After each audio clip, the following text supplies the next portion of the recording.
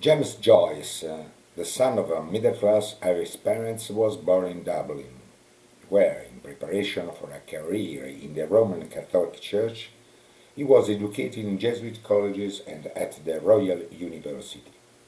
He abandoned the idea of taking orders, however, and shortly after the turn of the century left Ireland from France. In Paris he studied medicine and thought of becoming a professional singer. During the First World War he taught languages in Switzerland. He was medically unfit for service, and afterward returned to Paris, where he settled down to a literary life, struggling continually against ill health and the public opposition to his work. Of the later Joyce, there are already signs in his first work, Dubliners, begun in 1900 and published in 1914.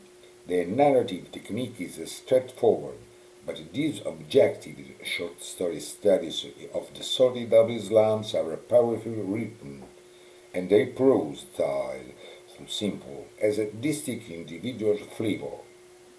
Set in the same city is a portrait of an artist as a young man, 1916, an intensive account of a developing writer torn between the standard of an ascetic religious upbringing and his desire for sensuousness.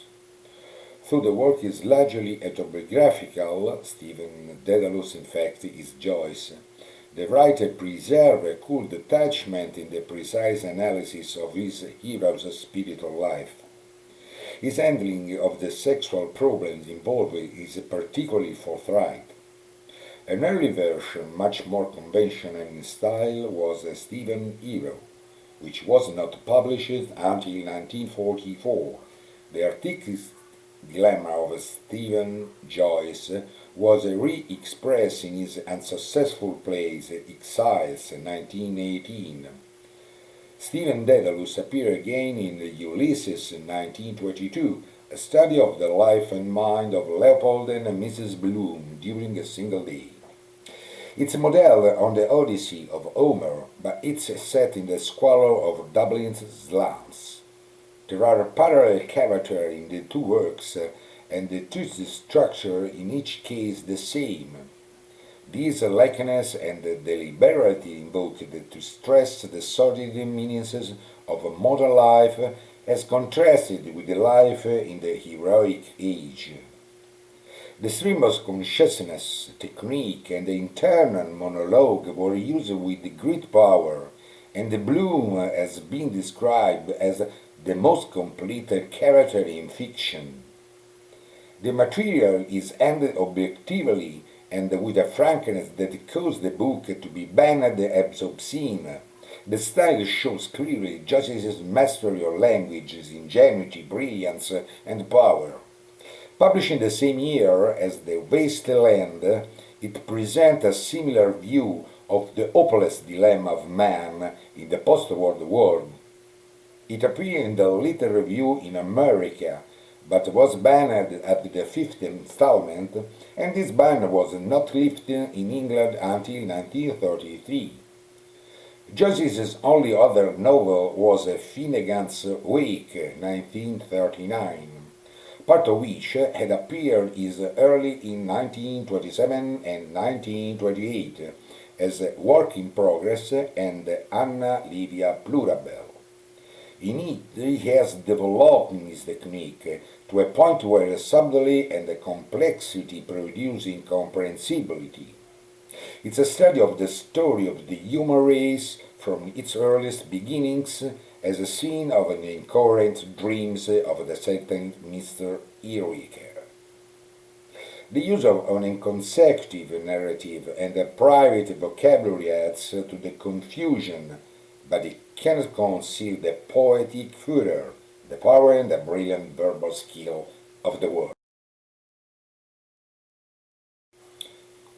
Joyce is a serious novelist whose concern is chiefly with the human relationship, man in relation to himself, to society, and the whole race. This is true also of his latest work, through an interest in linguistic experiments makes it difficult to understand his meaning. Acutely aware of the pettiness and the meanness of modern society, and of the evils which spring from it, he is unsurpassed in his knowledge of the seamy side of life, which presents with startling frankness. He is a keen and subtle analyst of man's inner consciousness, and, in common with the psychoanalyst of his day, he is much preoccupied with sex.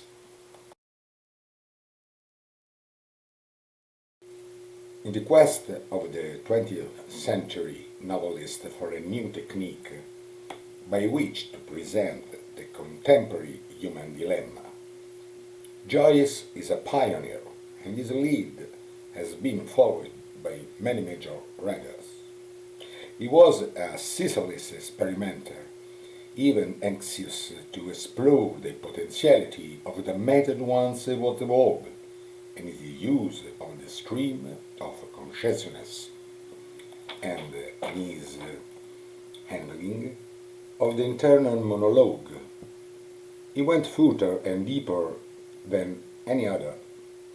His sensitiveness, his deep of a penetration into the human consciousness, give to him character study as subtly unparalleled in his days.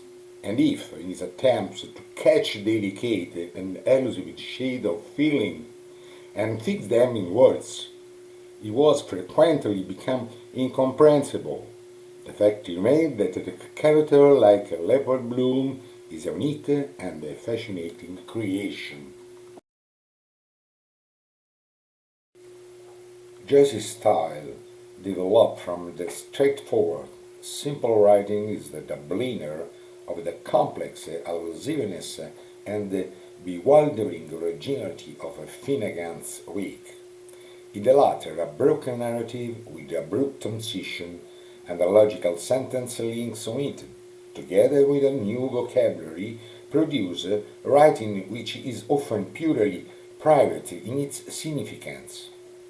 For words are coined by the breaking up of one word and the joining of its part to part of other words similarly split, and the roots of words from many languages are employed. Joyce's interest in language in his eager experimentation are unquelled in any period of our literature.